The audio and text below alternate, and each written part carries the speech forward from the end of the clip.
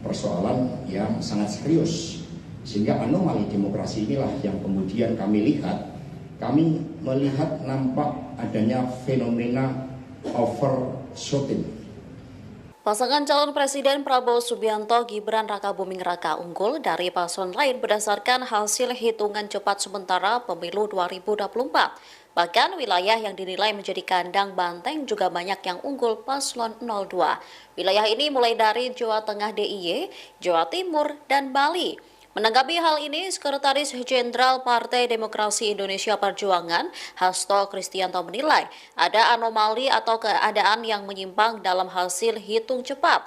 Dirinya lantas menyikapi keunggulan suara PDIP yang berbeda dari suara Capres-Cawapres yang mereka usung, yakni Ganjar Mahfud. Saat ini pihaknya telah mencermati kemungkinan desain kecurangan pemilu mulai dari hulu sampai ke hilir.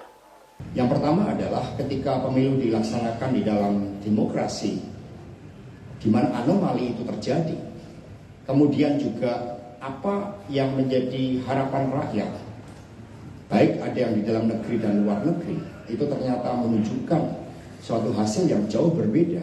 Exit poll di luar negeri itu mencerminkan tidak adanya operasi bansos, tidak adanya operasi intimidasi, tidak adanya operasi keterlibatan dari institusi-institusi negara, sehingga warga Indonesia bisa menyampaikan pilihannya secara jernih.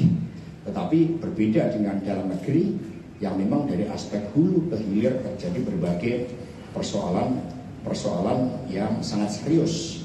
Sehingga anomali demokrasi inilah yang kemudian kami melihat nampak adanya fenomena overshooting. Jadi kalau berburu itu nembaknya berlebihan di situ.